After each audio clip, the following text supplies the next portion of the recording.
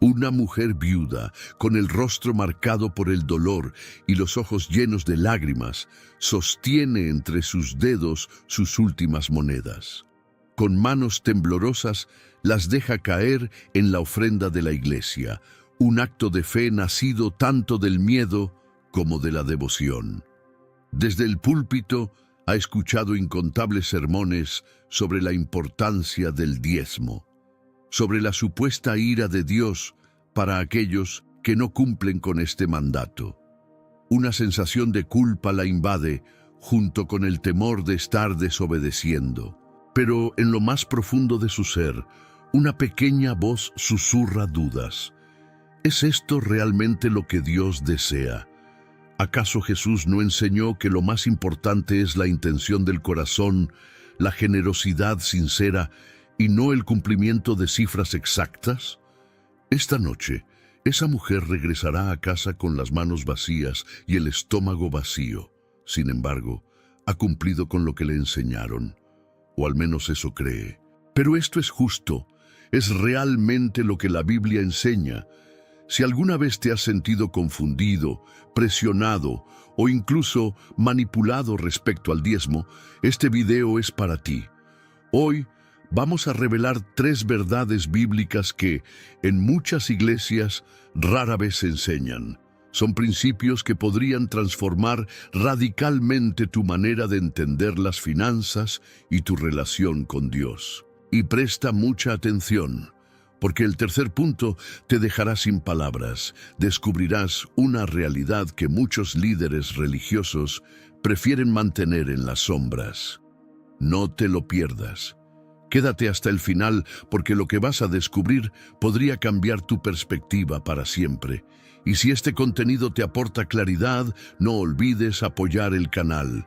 Dale me gusta, suscríbete y comparte tu opinión en los comentarios. Comencemos explorando la historia del diezmo desde sus raíces, su propósito original y su verdadero contexto en la Biblia. Querido amigo, querida amiga, ¿alguna vez has examinado a fondo los orígenes del diezmo? No nos referimos a lo que comúnmente se dice en las iglesias, sino a lo que realmente enseña la Biblia. A lo largo del tiempo, esta práctica ha sido presentada de manera simplificada, como una obligación, un porcentaje fijo que debe ser entregado sin cuestionamientos. Pero la realidad es mucho más profunda y compleja. Para comprender qué significa el diezmo hoy, debemos viajar al pasado y analizar su origen en las Escrituras. Nuestro recorrido nos lleva a tiempos muy anteriores a la ley de Moisés, a una época en la que los mandamientos que conocemos aún no existían. Nos encontramos con Abraham, considerado el padre de la fe.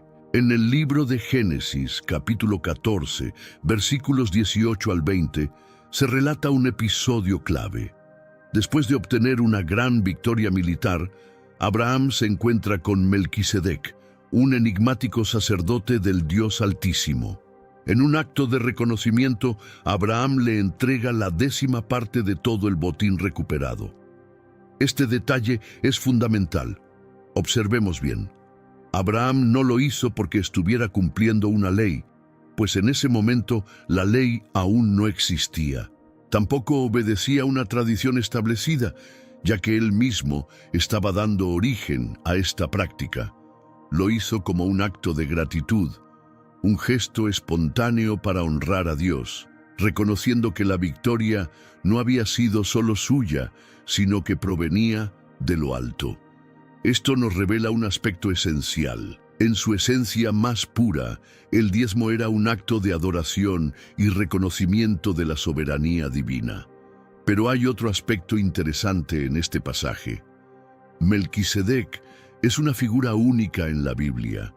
Es mencionado como rey de Salem y sacerdote del Dios Altísimo, pero no se da información sobre su linaje ni sobre cómo llegó a ocupar ese rol. Más adelante, en Hebreos, capítulo 7, el apóstol Pablo lo compara con Cristo, indicando que su sacerdocio es eterno. Esto nos sugiere que el acto de Abraham no solo era una expresión de gratitud, sino que también tenía un significado profético, una sombra de lo que Cristo haría como sumo sacerdote de una nueva alianza. Sin embargo, con el paso del tiempo, el diezmo dejó de ser un acto voluntario y pasó a formar parte de la ley de Moisés. En el libro de Levítico, capítulo 27, versículos del 30 al 34, encontramos instrucciones detalladas sobre su aplicación.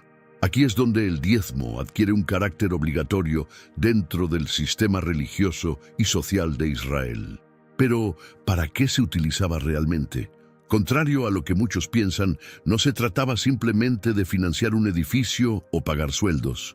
Su propósito iba mucho más allá y estaba profundamente ligado a la justicia y la equidad social.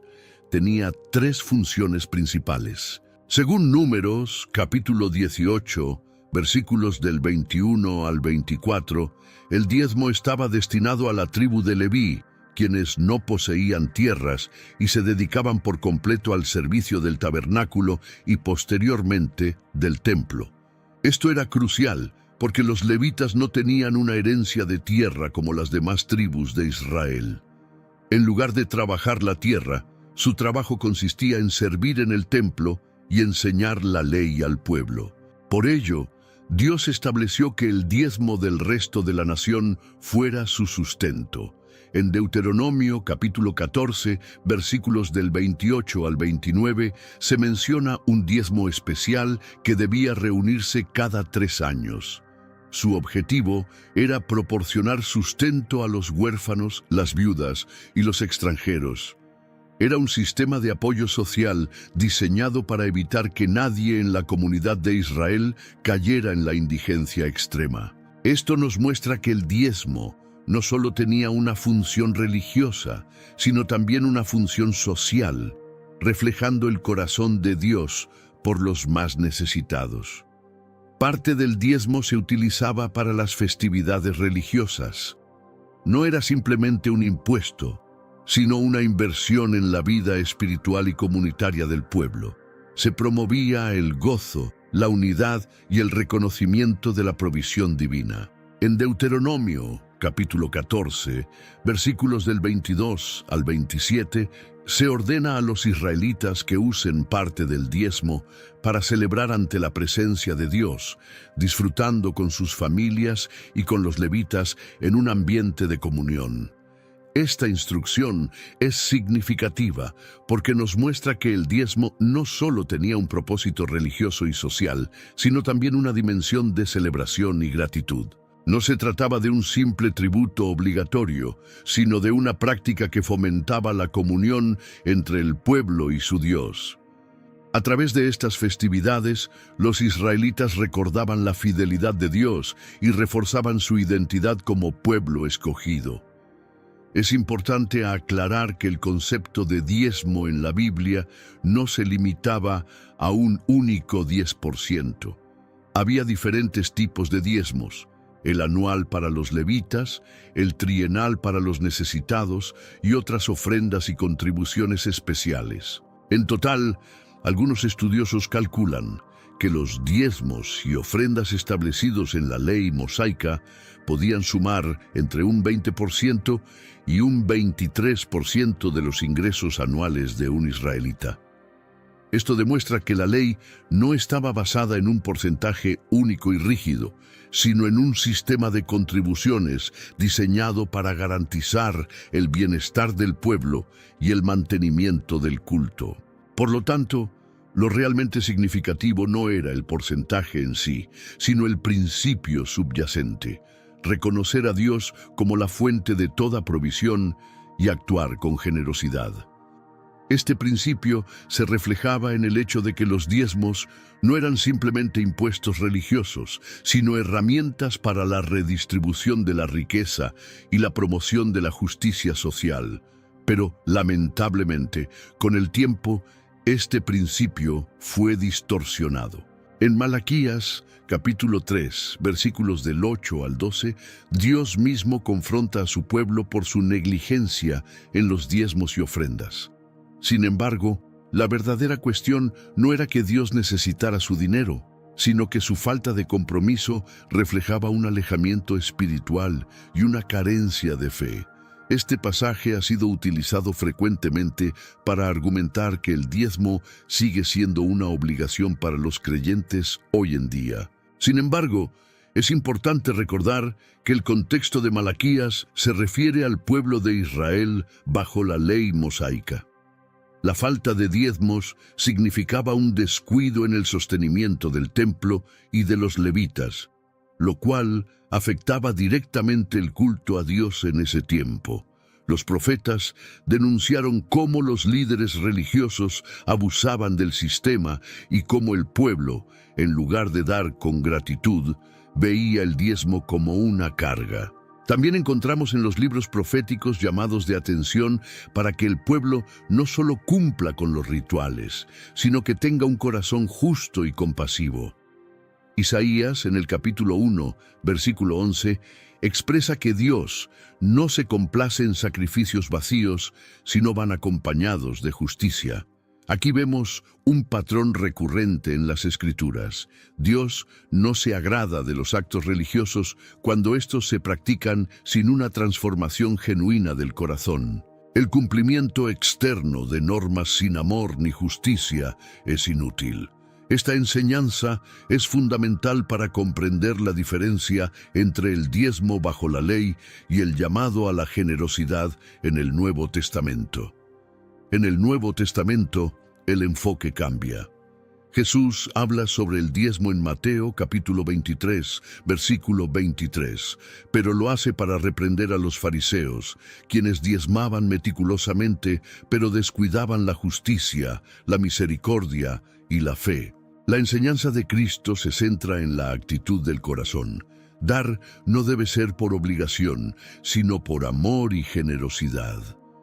Es relevante notar que Jesús menciona el diezmo en el contexto de la ley mosaica, la cual seguía vigente en su tiempo. Sin embargo, en sus enseñanzas enfatiza una transformación interna por encima del cumplimiento de normas externas. Su mensaje es claro. El problema no está en el diezmo en sí, sino en la manera en que se practica y en la actitud con la que se da. En la iglesia primitiva no vemos una instrucción explícita de que los cristianos deben diezmar. En cambio, se nos llama a dar con alegría y según nuestras posibilidades, como nos recuerda 2 Corintios, capítulo 9, versículo 7. Cada uno debe dar según lo que haya decidido en su corazón, no de mala gana ni por obligación, porque Dios ama al que da con alegría. Este versículo es clave para entender la enseñanza cristiana sobre la ofrenda. Mientras que el diezmo en la ley de Moisés era una obligación, la generosidad en el Nuevo Testamento es una decisión voluntaria. Pablo no establece porcentajes, sino que llama a los creyentes a dar de acuerdo con sus posibilidades y con un corazón dispuesto. El principio que rige la generosidad en el cristianismo es la gracia, no la imposición. No hay mal en establecer un porcentaje personal como referencia para la ofrenda, pero el énfasis del Nuevo Testamento está en la libertad de dar según lo que Dios ha puesto en el corazón de cada persona. Esto no significa que dar sea menos importante. Al contrario, la generosidad es un reflejo de nuestra fe y de nuestra gratitud hacia Dios. Lo que cambia es la motivación. No se da por obligación, sino por amor. El Nuevo Testamento nos enseña que la verdadera generosidad no está en un número, sino en la disposición de compartir con los demás. En Hechos, capítulo 4, versículos del 32 al 35, vemos que los primeros cristianos vendían sus bienes y los compartían según la necesidad de cada uno. No se menciona un porcentaje fijo, sino una actitud de amor y desprendimiento. A lo largo de las epístolas, los apóstoles animan a los creyentes a ser generosos, pero siempre con libertad. En 1 Timoteo 6, 17, 19, Pablo exhorta a los ricos a ser generosos y a poner su confianza en Dios, no en las riquezas. En Filipenses 4, 18, describe la ofrenda de los creyentes filipenses como un olor fragante, un sacrificio acepto y agradable a Dios, lo cual nos muestra que dar es un acto de adoración. Así, la enseñanza del Nuevo Testamento sobre las finanzas cristianas se basa en la mayordomía, la generosidad y la fe, no en la obligación de un porcentaje específico. La verdadera pregunta no es ¿cuánto debo dar?, sino ¿cómo puedo glorificar a Dios con lo que tengo? Dios no busca nuestro dinero, sino nuestro corazón. Cuando damos con libertad y amor, reflejamos su carácter y participamos en su obra de manera genuina. El llamado es a dar con gratitud, sabiendo que todo lo que tenemos proviene de Él. Este versículo establece un principio clave. El acto de dar no debe ser una carga impuesta, sino una expresión voluntaria de gratitud y generosidad. Lo importante no es el porcentaje exacto, sino la disposición de apoyar la obra de Dios y ayudar a los necesitados.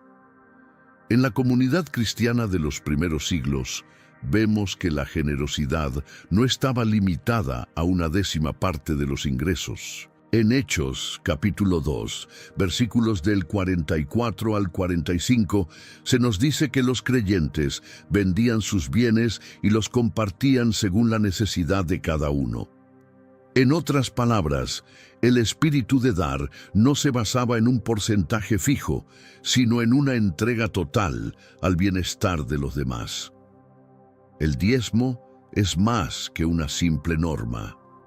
Es un reflejo del reconocimiento de que todo lo que tenemos proviene de Dios. Más que enfocarnos en una cantidad específica, deberíamos preguntarnos, ¿cómo estamos honrando a Dios con nuestros recursos? ¿Estamos siendo generosos con los necesitados? ¿Damos con alegría y gratitud? La generosidad no es solo una cuestión financiera. También involucra nuestro tiempo, nuestros talentos y nuestra disposición para ayudar a los demás. Dar con un corazón sincero es una forma de adorar a Dios y mostrar amor por nuestro prójimo. La verdadera adoración no está en la cantidad, sino en el corazón con el que damos. Muchas veces, las personas pueden caer en la trampa de pensar que cumplir con un diezmo automático las exime de ejercer la justicia y la compasión en otras áreas de su vida. Sin embargo, la Escritura nos enseña que Dios valora más un corazón compasivo y generoso que una simple acción mecánica de dar.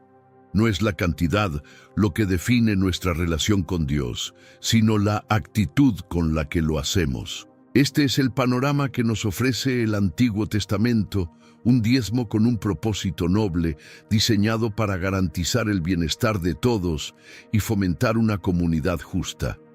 Pero, al mismo tiempo, también vemos cómo esta práctica podía ser tergiversada, utilizada con fines distintos a los que Dios había establecido. En el tiempo de los profetas se denunció repetidamente el abuso de los líderes religiosos, quienes se enriquecían a costa del pueblo y exigían contribuciones sin preocuparse por el bienestar de los más vulnerables.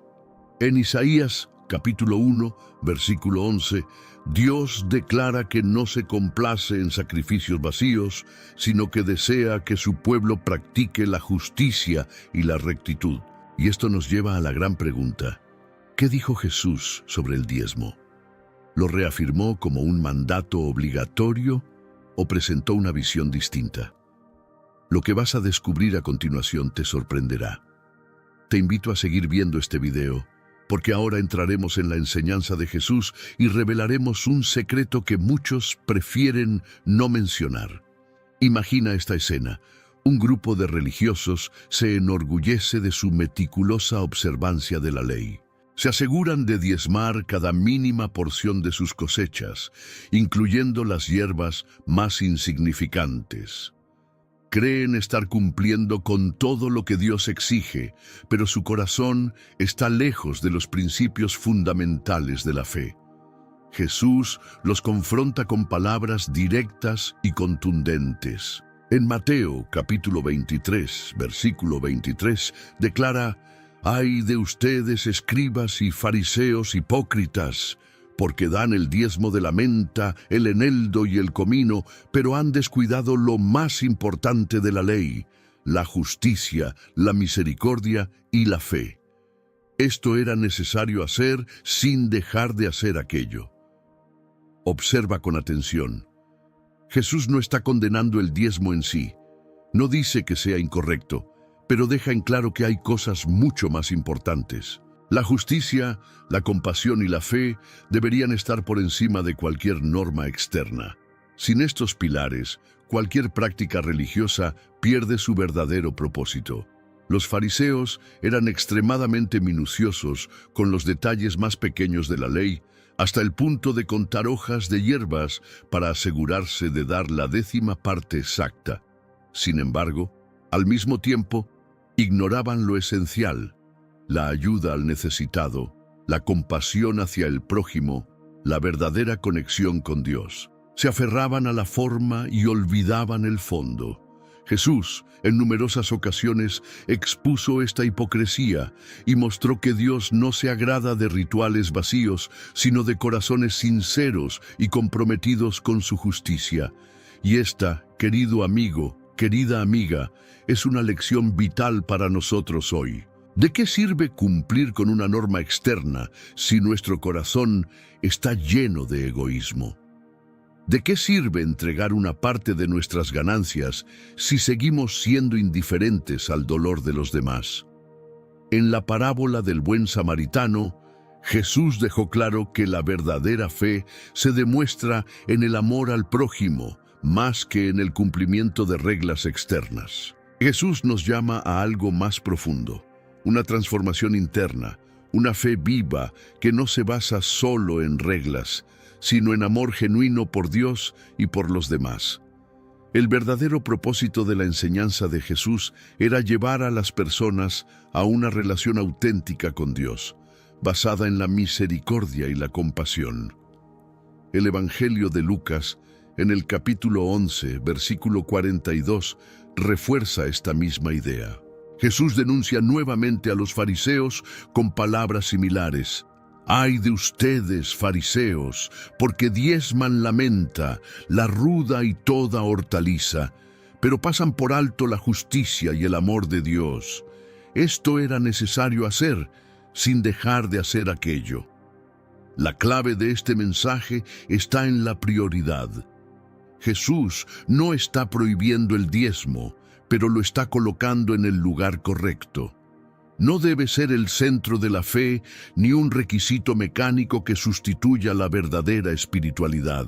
Lo importante no es solo cumplir con una norma externa, sino vivir con un corazón lleno de amor, justicia y generosidad.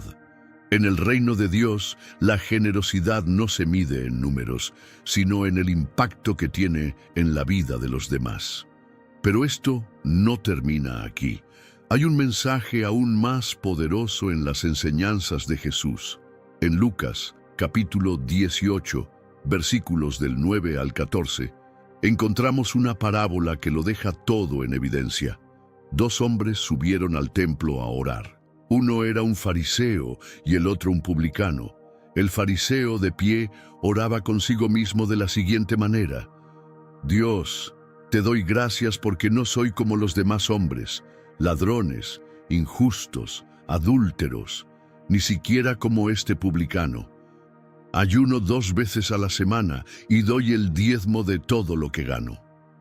Pero el publicano, estando lejos, ni siquiera quería levantar los ojos al cielo, sino que se golpeaba el pecho diciendo: «Dios, ten misericordia de mí, pecador». Jesús concluye la historia con una enseñanza impactante. Les digo que este último, y no el otro, volvió a su casa justificado delante de Dios, porque todo el que se enaltece será humillado, y el que se humilla será enaltecido. ¿Qué nos muestra esta parábola? Que no se trata de lo que damos ni de cuánto damos, sino de la actitud de nuestro corazón. El fariseo creía que su justicia dependía de sus acciones externas, incluido el diezmo. Sin embargo, Dios vio el corazón del publicano, un corazón arrepentido y humilde. Esta es la clave. Dios no está buscando personas que simplemente cumplan con un requisito, sino personas con corazones transformados, llenos de amor y misericordia. Dos hombres van al templo a orar. Uno de ellos es fariseo y el otro es un publicano, un recaudador de impuestos despreciado por la sociedad. El fariseo, con orgullo, se jacta delante de Dios. Te doy gracias porque no soy como los demás hombres, ladrones, injustos, adúlteros, ni como este publicano. Ayuno 2 veces a la semana y doy el diezmo de todo lo que gano. El publicano, en cambio, no se atreve ni a levantar la vista.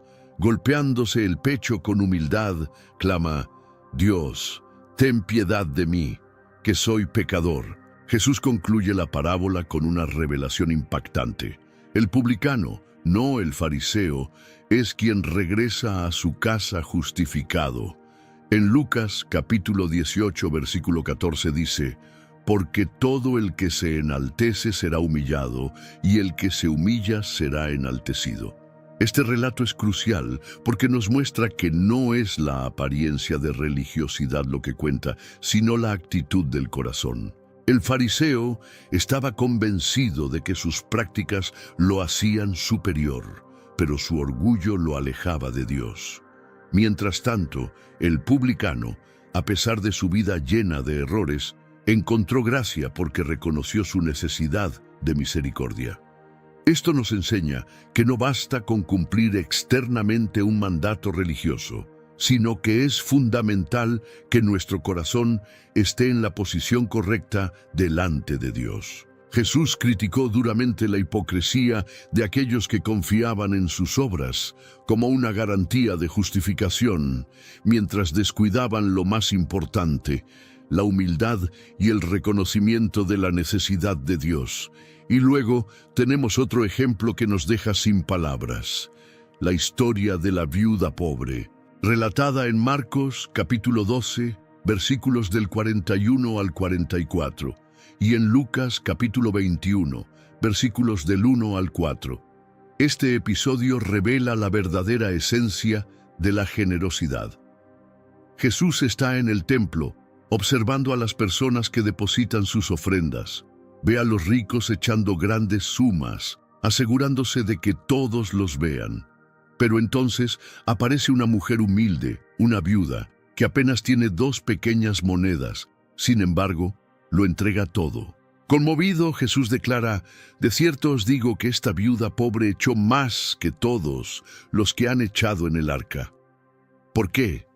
Porque su entrega no fue desde la abundancia, sino desde la fe y el sacrificio. Mientras que otros daban lo que les sobraba, ella dio todo lo que tenía. Esto nos deja una enseñanza profunda. La generosidad verdadera no se mide en cantidades, sino en la disposición del corazón. No se trata de un porcentaje, sino de una entrega sincera a Dios, confiando en que Él es quien provee. Es un recordatorio de que lo que realmente importa en la economía del reino de Dios no es cuánto se da, sino cómo se da. Jesús nos llama a una nueva perspectiva. En Mateo, capítulo 6, versículos del 19 al 21, y en el versículo 24, nos advierte sobre el peligro de enfocarnos demasiado en las riquezas materiales.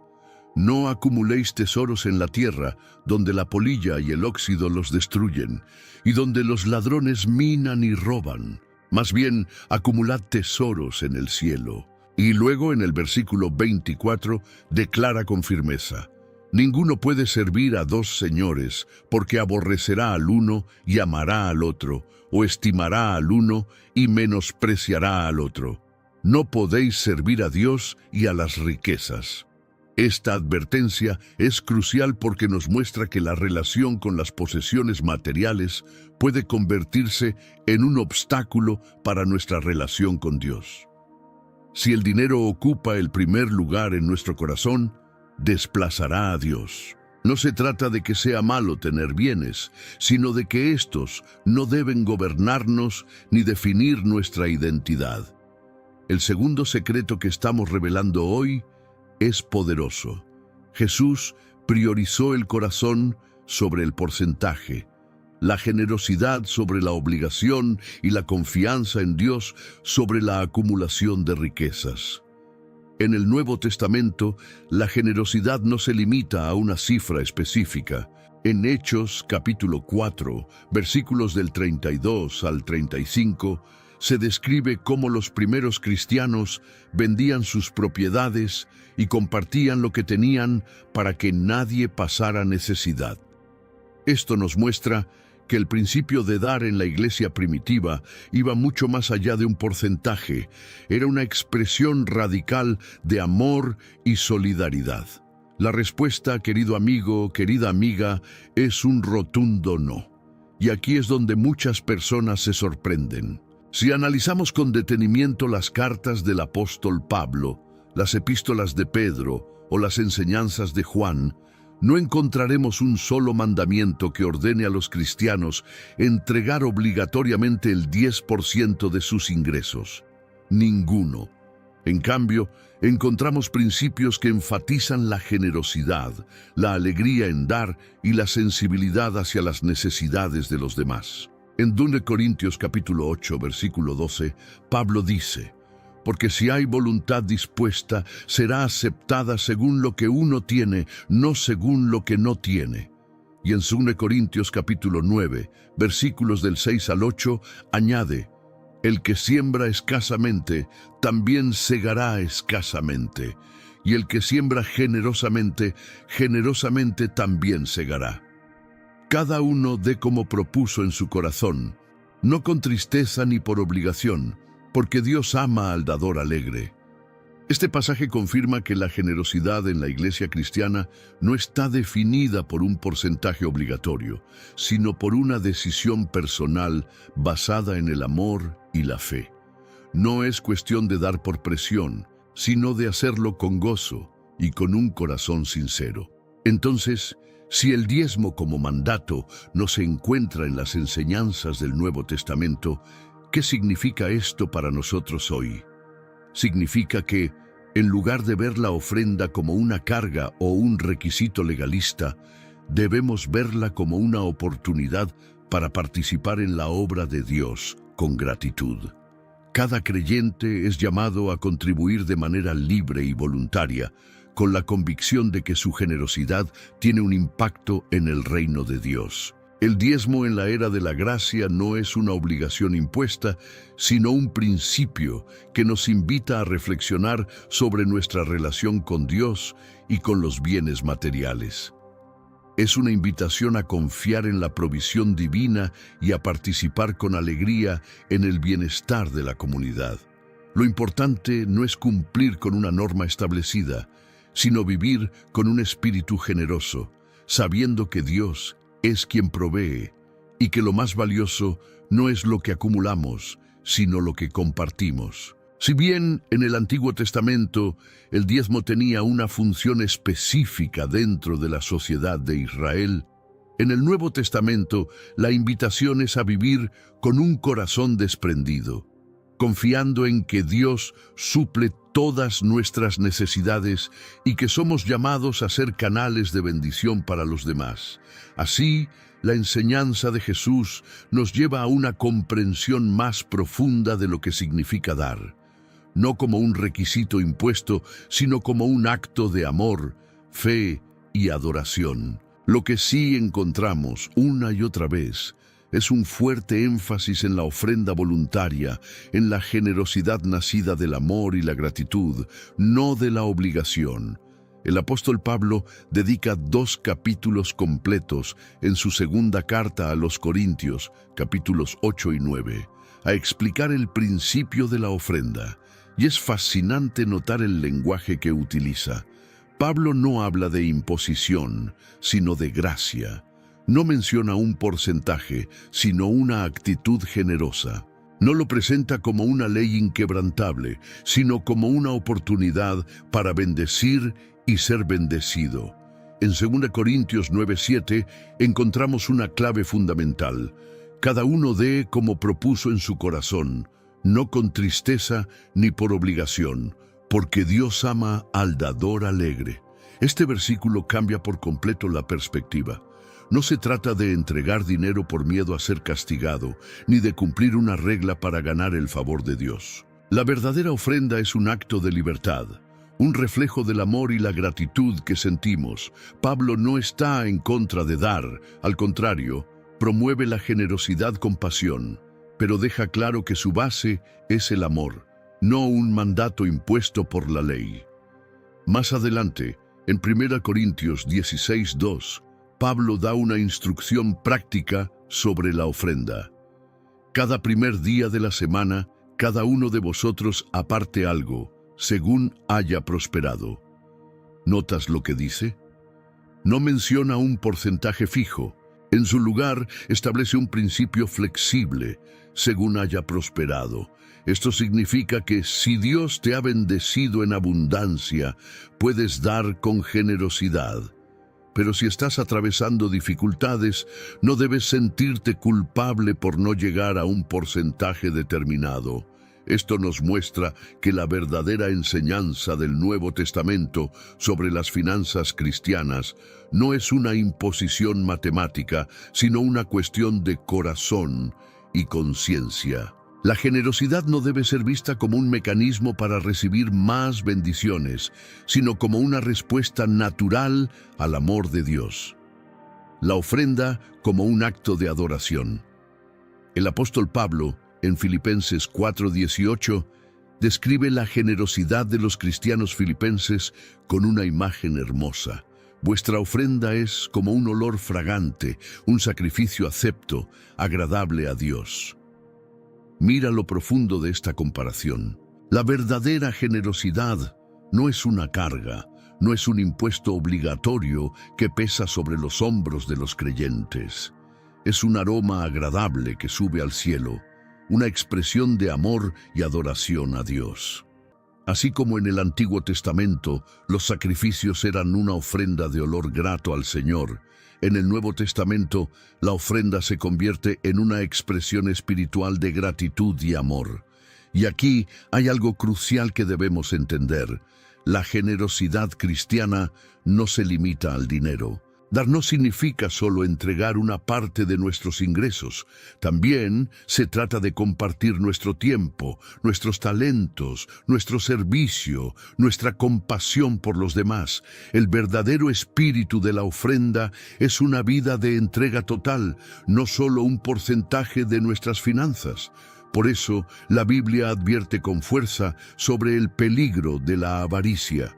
1 Timoteo 6:10 dice: porque raíz de todos los males es el amor al dinero. Pero atención, esto no significa que el dinero en sí sea malo.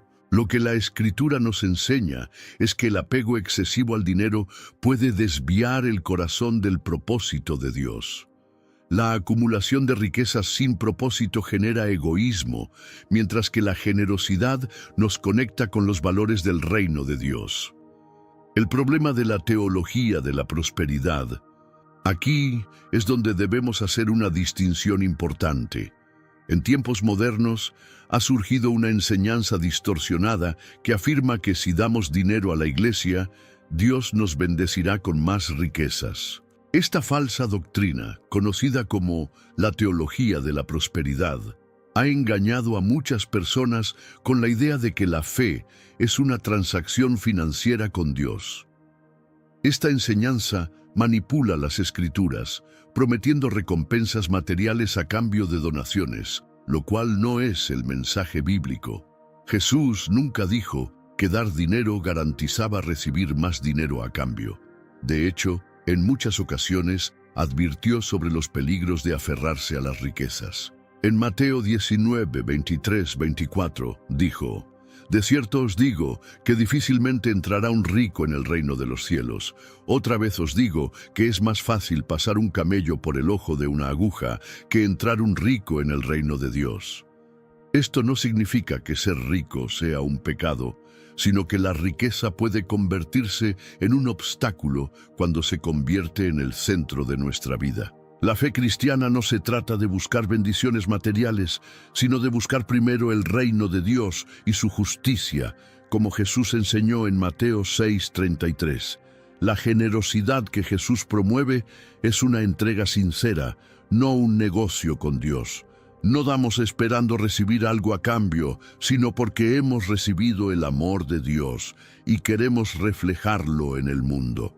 El Nuevo Testamento está lleno de ejemplos de creyentes que daban de manera sacrificial, no para enriquecerse, sino para ayudar a los demás. En Hechos 2:44-45 se nos dice que los primeros cristianos compartían todo lo que tenían para que nadie pasara necesidad.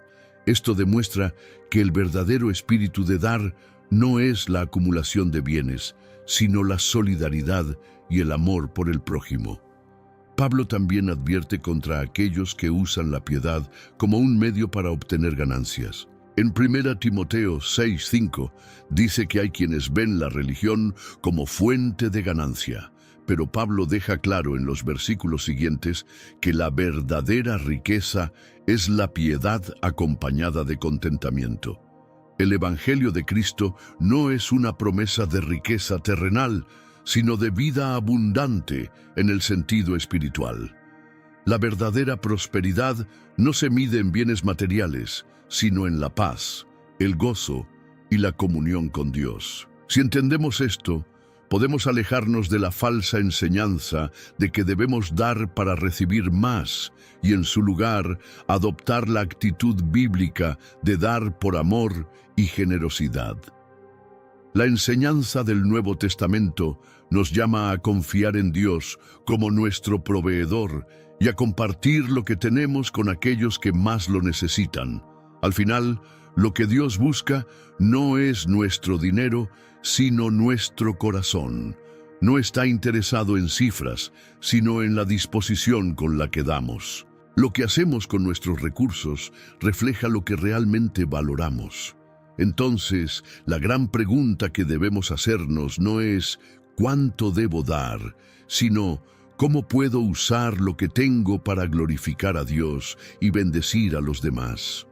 Porque en el reino de Dios, la verdadera riqueza no está en lo que acumulamos, sino en lo que compartimos. Pero esto no es lo que enseña la Biblia. Es cierto que Dios puede bendecirnos materialmente, como dice 2 Corintios 9, 10, 11. Sin embargo, esto no es una garantía, y mucho menos debería ser nuestra motivación para dar. La verdadera bendición de Dios no se mide en bienes materiales, sino en paz, gozo y una relación más profunda con Él. Las Escrituras nos enseñan que el propósito de la generosidad no es obtener riquezas, sino reflejar el carácter de Dios y cuidar de los demás. A lo largo de la historia bíblica, vemos cómo Dios ha provisto para su pueblo de diferentes maneras. En algunos casos, permitió que sus hijos prosperaran materialmente, pero en otros permitió que pasaran por tiempos de escasez para fortalecer su fe y dependencia en Él. Pablo, en Filipenses 4, 12, 13 dice: «Sé vivir humildemente y sé tener abundancia. En todo y por todo estoy enseñado, así para estar saciado como para tener hambre, así para tener abundancia como para padecer necesidad. Todo lo puedo en Cristo que me fortalece». Este pasaje nos recuerda que la verdadera seguridad no está en los bienes materiales, sino en nuestra confianza en Dios. Y aquí viene la revelación que muchas instituciones religiosas prefieren mantener en silencio. El Nuevo Testamento no establece el diezmo como un porcentaje obligatorio para los cristianos. En cambio, nos llama a vivir una vida de generosidad basada en la gracia, no en la ley. La ofrenda cristiana es libre, voluntaria y nace del corazón, no de la presión externa. Esto no significa que dar sea opcional o irrelevante, sino que debe ser una decisión consciente y guiada por el Espíritu Santo. Este es un llamado a la libertad, no a la esclavitud de reglas impuestas, sino a la responsabilidad de administrar nuestros recursos con sabiduría, ayudando a quienes lo necesitan y contribuyendo a la obra de Dios por amor, no por obligación. La libertad en Cristo no nos exime de ser generosos, sino que nos permite dar con un propósito genuino, sin manipulaciones ni presiones externas. Hemos recorrido un largo camino juntos, desde los orígenes del diezmo en el Antiguo Testamento, pasando por la enseñanza de Jesús y llegando hasta la perspectiva de los apóstoles en la era de la gracia. Ahora es momento de desmitificar, de romper cadenas de imposición religiosa y abrazar la verdadera esencia de la ofrenda cristiana. Quiero ser claro, el diezmo, entendido como un 10% obligatorio, no es un mandamiento para los cristianos del Nuevo Testamento. Si alguien te dice lo contrario, te está imponiendo una carga que ni Jesús ni los apóstoles establecieron. La enseñanza del Nuevo Testamento sobre las finanzas cristianas está basada en la generosidad voluntaria, no en una regla fija. Pero cuidado, esto no significa que la ofrenda sea irrelevante. Al contrario, dar es una parte fundamental de nuestra relación con Dios, pero debe ser una ofrenda nacida del amor, no del miedo. La generosidad es una respuesta natural a la gracia de Dios en nuestras vidas, no un mecanismo de obligación. Lamentablemente, a lo largo de los siglos, el diezmo ha sido malinterpretado. Algunas personas lo han usado como una herramienta de manipulación para infundir temor o para prometer riquezas a cambio de donaciones. Otros lo han convertido en una regla legalista que nos aleja del mensaje de gracia. Pero la Biblia nos habla de otra cosa, nos habla de mayordomía, de administrar con sabiduría lo que Dios nos da. Nos habla de compasión, de compartir con los necesitados. Nos habla de confianza, de creer que Dios suplirá nuestras necesidades. Nos muestra que dar no es solo cuestión de dinero, sino de disposición y amor. Entonces, ¿cómo debemos ofrendar? Con oración. Pídele a Dios dirección sobre cuánto y cómo debes dar. No te guíes por la presión de otros, sino por su voz. La generosidad es un asunto entre tú y Dios, y debe ser guiada por el Espíritu Santo, con sabiduría. No des de manera impulsiva.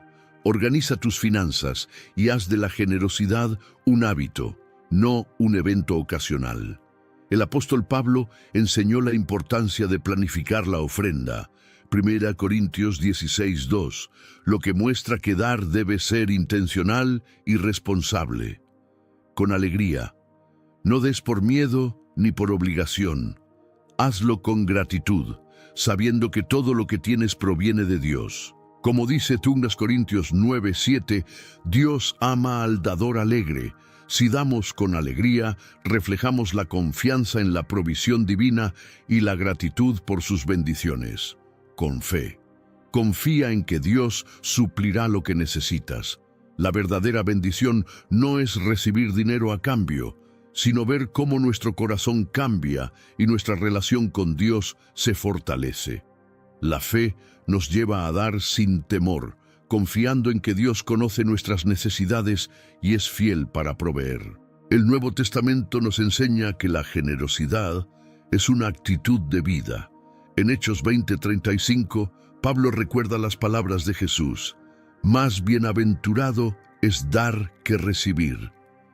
Esto nos muestra que el gozo verdadero está en la disposición de compartir con los demás. Querido hermano, querida hermana, te invito a vivir la libertad de la gracia, a dejar atrás las cargas impuestas y abrazar la verdadera generosidad cristiana. Su propósito original y su verdadero contexto en la Biblia. Querido amigo, querida amiga, ¿alguna vez has examinado a fondo los orígenes del diezmo? No nos referimos a lo que comúnmente se dice en las iglesias, sino a lo que realmente enseña la Biblia. A lo largo del tiempo, esta práctica ha sido presentada de manera simplificada, como una obligación, un porcentaje fijo que debe ser entregado sin cuestionamientos. Pero la realidad es mucho más profunda y compleja. Para comprender qué significa el diezmo hoy, debemos viajar al pasado y analizar su origen en las Escrituras. Nuestro recorrido nos lleva a tiempos muy anteriores a la ley de Moisés, a una época en la que los mandamientos que conocemos aún no existían. Nos encontramos con Abraham, considerado el padre de la fe. En el libro de Génesis, capítulo 14, versículos 18 al 20, se relata un episodio clave. Después de obtener una gran victoria militar, Abraham se encuentra con Melquisedec, un enigmático sacerdote del Dios Altísimo. En un acto de reconocimiento, Abraham le entrega la 10ª parte de todo el botín recuperado. Este detalle es fundamental. Observemos bien, Abraham no lo hizo porque estuviera cumpliendo una ley, pues en ese momento la ley aún no existía. Tampoco obedecía una tradición establecida, ya que él mismo estaba dando origen a esta práctica. Lo hizo como un acto de gratitud, un gesto espontáneo para honrar a Dios, reconociendo que la victoria no había sido solo suya, sino que provenía de lo alto. Esto nos revela un aspecto esencial. En su esencia más pura, el diezmo era un acto de adoración y reconocimiento de la soberanía divina. Sin embargo, con el paso del tiempo, el diezmo dejó de ser un acto voluntario y pasó a formar parte de la ley de Moisés. En el libro de Levítico, capítulo 27, versículos del 30 al 34, encontramos instrucciones detalladas sobre su aplicación. Aquí es donde el diezmo adquiere un carácter obligatorio dentro del sistema religioso y social de Israel. Pero, ¿para qué se utilizaba realmente? Contrario a lo que muchos piensan, no se trataba simplemente de financiar un edificio o pagar sueldos. Su propósito iba mucho más allá y estaba profundamente ligado a la justicia y la equidad social. Tenía 3 funciones principales. 1. Sostener a los levitas. Según Números, capítulo 18, versículos del 21 al 24, el diezmo estaba destinado a la tribu de Leví, quienes no poseían tierras y se dedicaban por completo al servicio del tabernáculo y, posteriormente, del templo. 2. Ayudar a los más vulnerables. En Deuteronomio capítulo 14, versículos del 28 al 29, se menciona un diezmo especial que debía reunirse cada 3 años. Su objetivo era proporcionar sustento a los huérfanos, las viudas y los extranjeros. Era un sistema de apoyo social diseñado para evitar que nadie en la comunidad de Israel cayera en la indigencia extrema. 3. Fomentar la celebración y la comunión. Parte del diezmo se utilizaba para las festividades religiosas. No era simplemente un impuesto, sino una inversión en la vida espiritual y comunitaria del pueblo. Se promovía el gozo, la unidad y el reconocimiento de la provisión divina. Es importante aclarar que el concepto de diezmo en la Biblia no se limitaba a un único 10%. Había diferentes tipos de diezmos: el anual para los levitas, el trienal para los necesitados y otras ofrendas y contribuciones especiales. Por lo tanto, lo realmente significativo no era el porcentaje en sí, sino el principio subyacente: reconocer a Dios como la fuente de toda provisión y actuar con generosidad. Pero, lamentablemente, con el tiempo, este principio fue distorsionado. En Malaquías, capítulo 3, versículos del 8 al 12, Dios mismo confronta a su pueblo por su negligencia en los diezmos y ofrendas. Sin embargo, la verdadera cuestión no era que Dios necesitara su dinero, sino que su falta de compromiso reflejaba un alejamiento espiritual y una carencia de fe. Este es el panorama que nos ofrece el Antiguo Testamento. Un diezmo con un propósito noble, diseñado para garantizar el bienestar de todos y fomentar una comunidad justa. Pero, al mismo tiempo, también vemos cómo esta práctica podía ser tergiversada, utilizada con fines distintos a los que Dios había establecido. Y esto nos lleva a la gran pregunta: ¿qué dijo Jesús sobre el diezmo? ¿Lo reafirmó como un mandato obligatorio o presentó una visión distinta? Lo que vas a descubrir a continuación te sorprenderá. Te invito a seguir viendo este video porque ahora entraremos en la enseñanza de Jesús y revelaremos un secreto que muchos prefieren no mencionar. Imagina esta escena. Un grupo de religiosos se enorgullece de su meticulosa observancia de la ley. Se aseguran de diezmar cada mínima porción de sus cosechas, incluyendo las hierbas más insignificantes. Creen estar cumpliendo con todo lo que Dios exige, pero su corazón está lejos de los principios fundamentales de la fe. Jesús los confronta con palabras directas y contundentes. En Mateo capítulo 23, versículo 23, declara: «Ay de ustedes, escribas y fariseos hipócritas, porque dan el diezmo de la menta, el eneldo y el comino, pero han descuidado lo más importante de la ley, la justicia, la misericordia y la fe». Esto era necesario hacer sin dejar de hacer aquello. Observa con atención. Jesús no está condenando el diezmo en sí. No dice que sea incorrecto, pero deja en claro que hay cosas mucho más importantes. La justicia, la compasión y la fe deberían estar por encima de cualquier norma externa. Sin estos pilares, cualquier práctica religiosa pierde su verdadero propósito. Los fariseos eran extremadamente minuciosos con los detalles más pequeños de la ley, hasta el punto de contar hojas de hierbas para asegurarse de dar la 10ª parte exacta. Sin embargo, al mismo tiempo, ignoraban lo esencial: la ayuda al necesitado, la compasión hacia el prójimo, la verdadera conexión con Dios.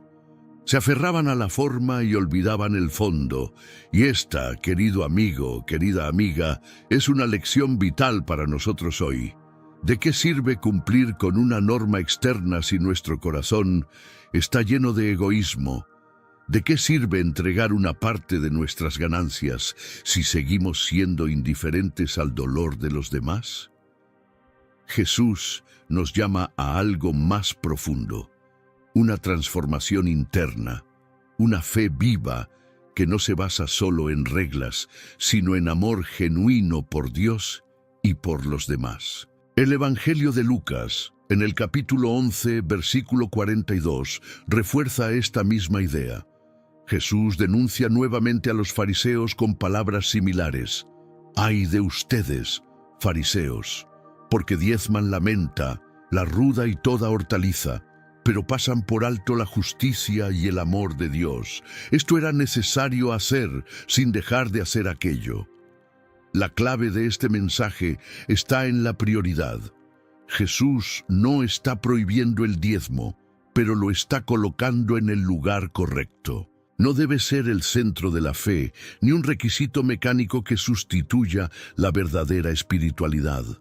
Lo importante no es solo cumplir con una norma externa, sino vivir con un corazón lleno de amor, justicia y generosidad. Pero esto no termina aquí.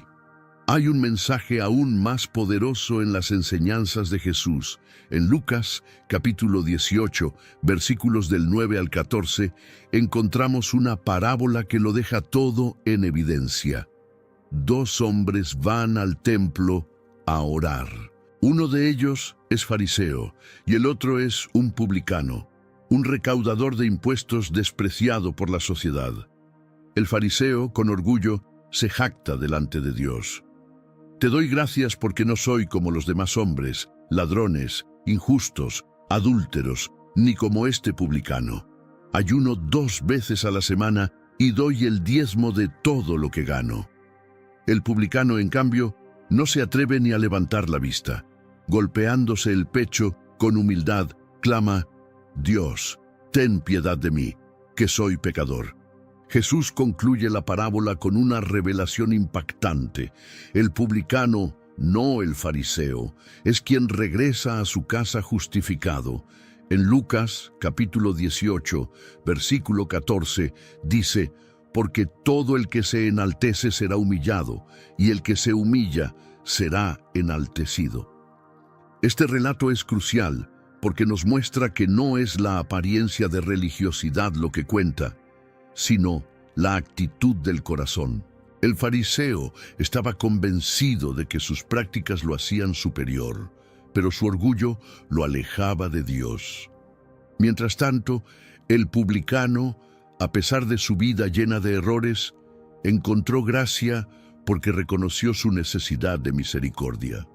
Y luego tenemos otro ejemplo que nos deja sin palabras: la historia de la viuda pobre, relatada en Marcos capítulo 12, versículos del 41 al 44, y en Lucas capítulo 21, versículos del 1 al 4. Este episodio revela la verdadera esencia de la generosidad.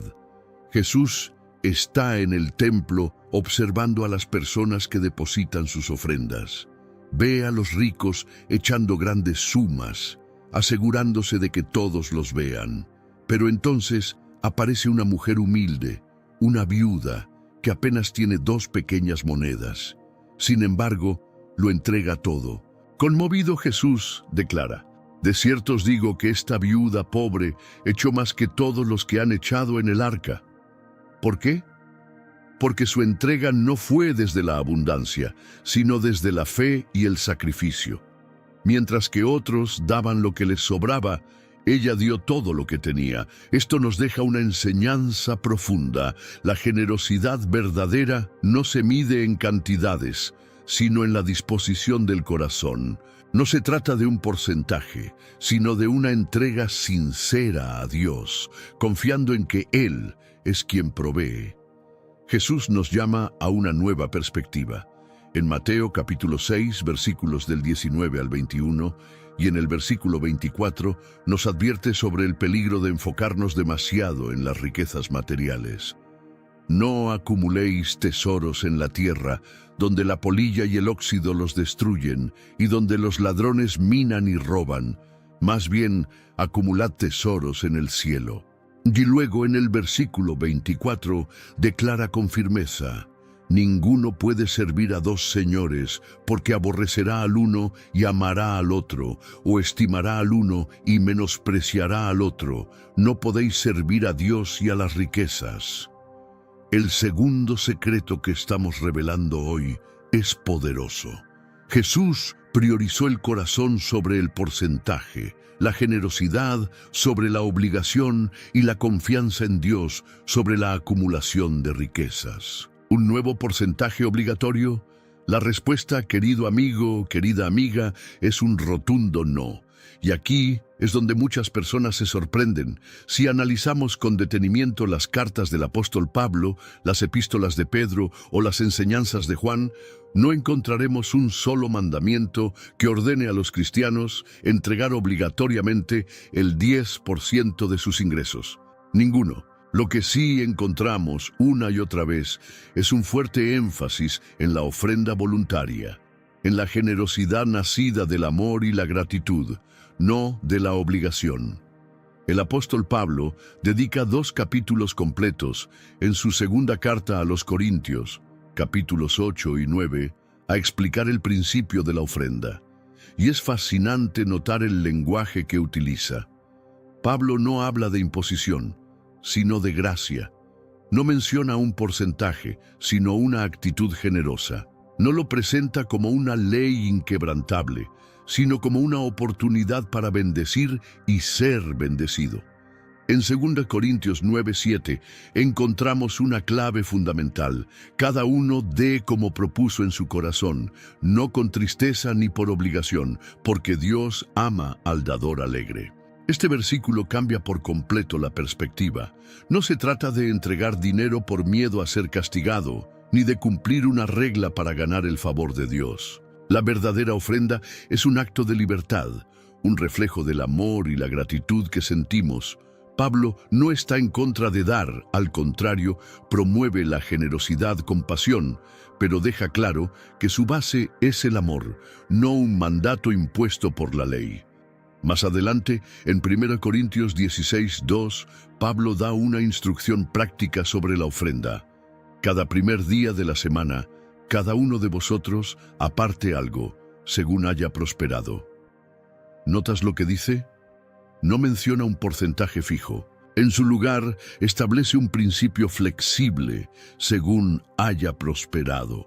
Esto significa que, si Dios te ha bendecido en abundancia, puedes dar con generosidad, pero si estás atravesando dificultades, no debes sentirte culpable por no llegar a un porcentaje determinado.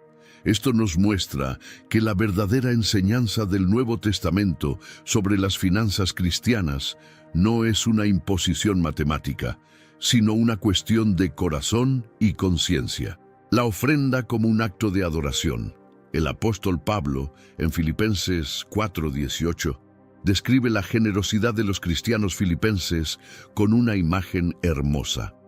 Vuestra ofrenda es como un olor fragante, un sacrificio acepto, agradable a Dios. Mira lo profundo de esta comparación. La verdadera generosidad no es una carga, no es un impuesto obligatorio que pesa sobre los hombros de los creyentes. Es un aroma agradable que sube al cielo, una expresión de amor y adoración a Dios. Y aquí hay algo crucial que debemos entender. La generosidad cristiana no se limita al dinero. Dar no significa solo entregar una parte de nuestros ingresos.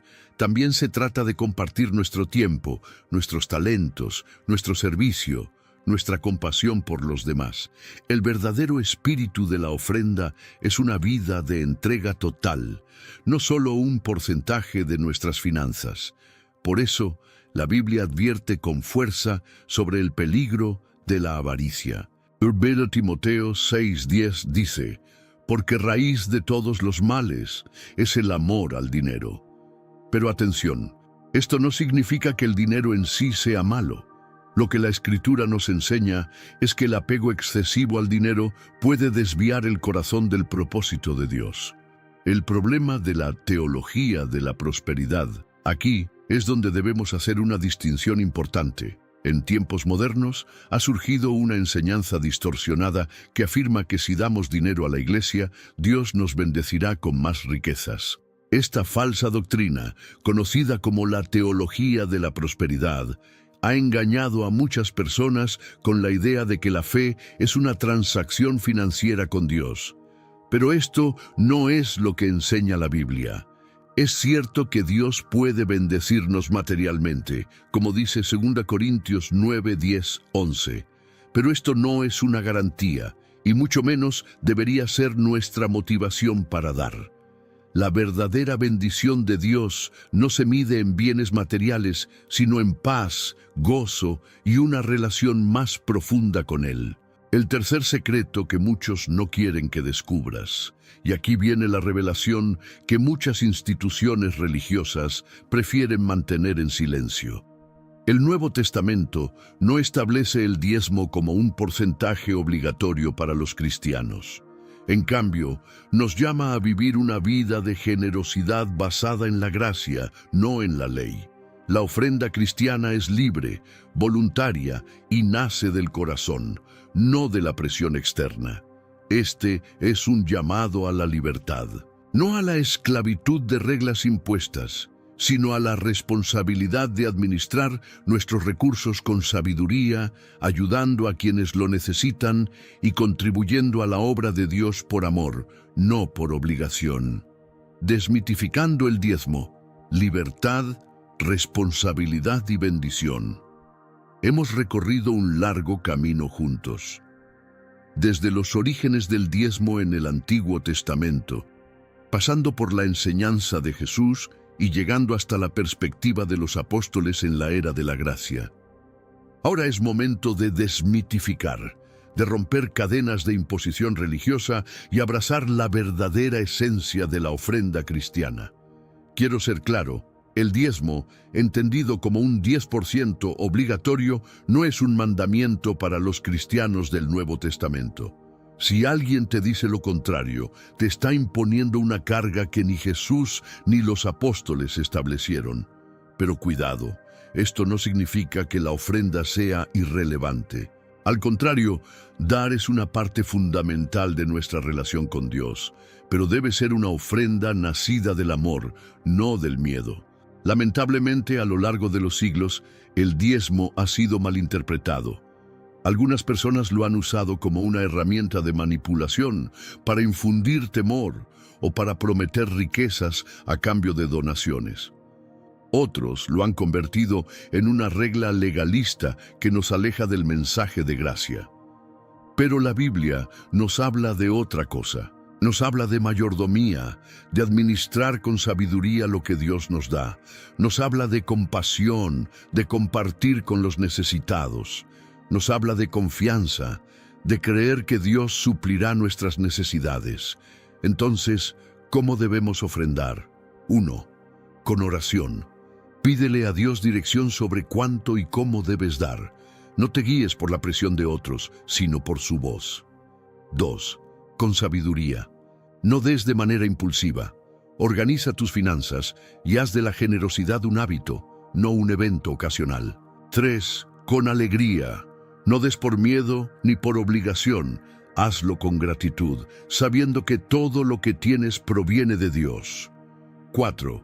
Con fe. Confía en que Dios suplirá lo que necesitas.